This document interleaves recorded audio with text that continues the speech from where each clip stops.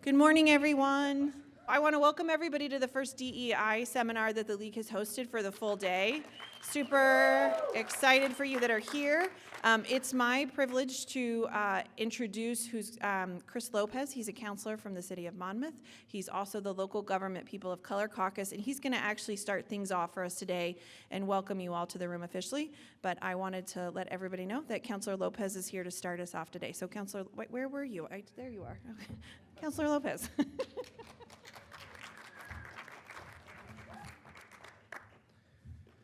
Good morning and welcome to the first ever LOC Diversity, Equity, and Inclusion Seminar. Woo! All right, everyone's awake. I love that. As you just heard, my name's Christopher Lopez. Pleasure to meet you all. I'm the president of the local government People of Color Caucus and a counselor for the city of Monmouth.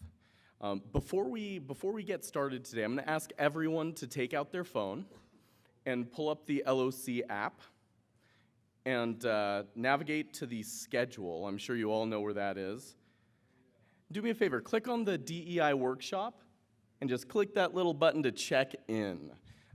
Great way to represent, great way to have a continuous tie back to some of the materials we'll go over today and stay engaged and involved.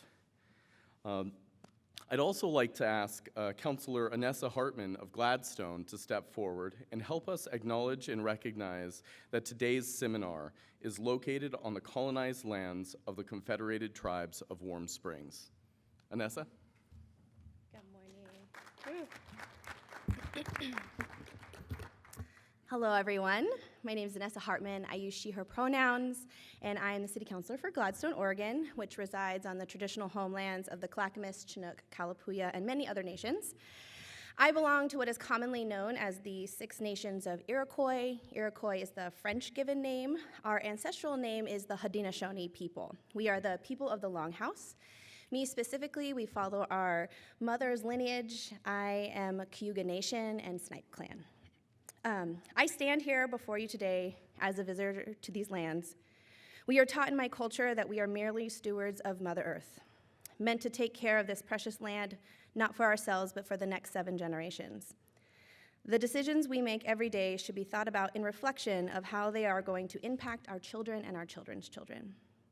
Land acknowledgements have differing views, which should be left up for discussion to our Indigenous relatives. Absolutely, yes, they can be performative, because if you are not actually engaging in conversation with Indigenous people, then they are just words on paper with really no meaning. But land acknowledgements can also be an opportunity for education. Raise your hand if you know what ancestral lands your city resides on. Oh, that's really nice.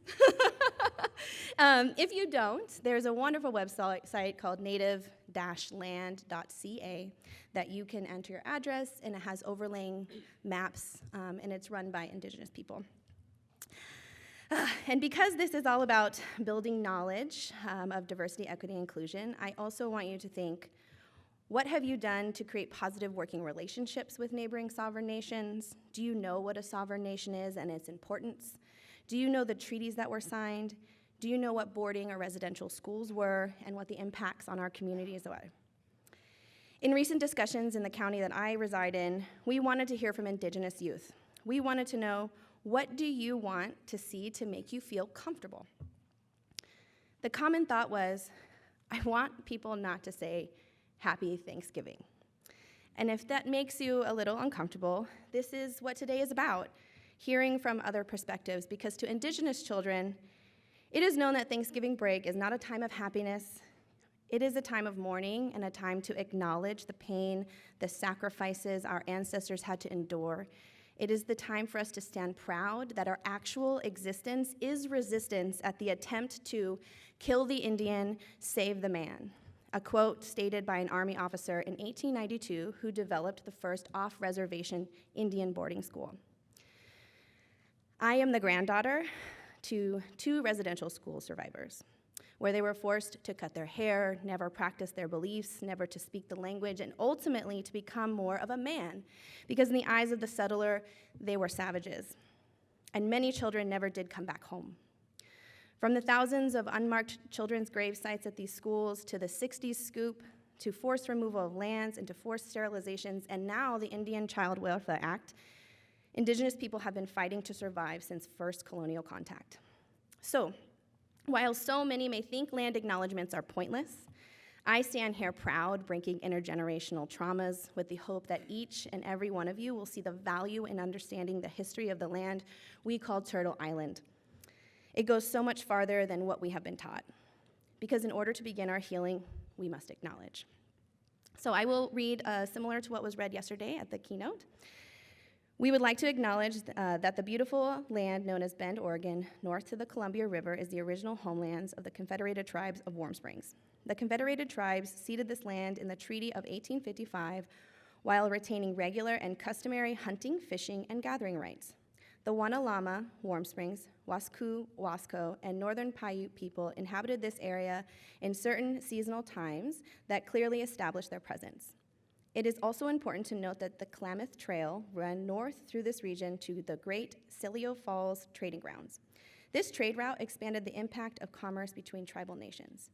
Acknowledging the original people of the land is a simple, powerful practice that demonstrates respect by making Indigenous people's history and culture visible. It is also a small step along the path towards reconciliation and repair. Please join us in taking this opportunity to thank and honor the original caretakers of this land. Thank you.